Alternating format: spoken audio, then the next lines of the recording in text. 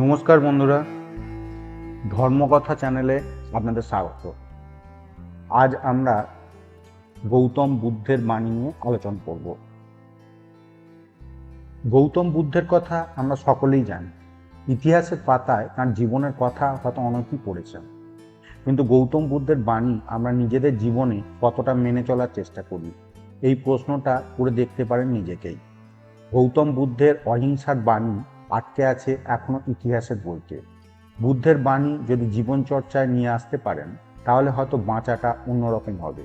চেষ্টা করতে ক্ষতি কি?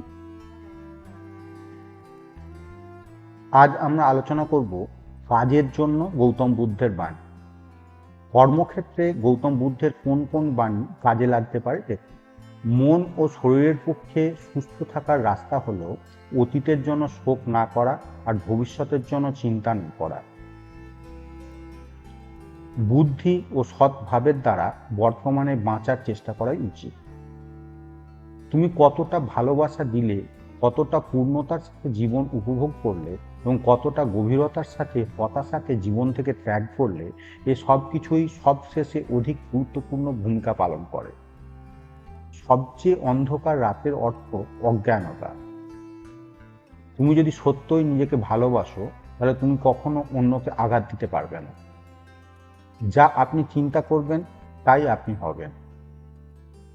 প্রতিদিন সকালে আমাদের নূতন করে জন্ম হয়, তাই আজ আমরা কি করছি সেটাই সব থেকে বড় গুরুত্বপূর্ণ বিষয়।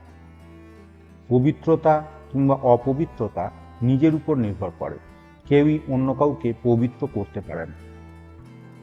সত্যিকারের ভালোবাসা বোঝার থেকেই হয়, তাই নিজের কর্ম করে যাও, অন্য কিছু প্রত্যাশা করো না। নিজেকে বিজয়প্রাপ্ত করা অন্যের উপর বিজয়প্রাপ্ত করার চেয়ে বড় কাজ হয়।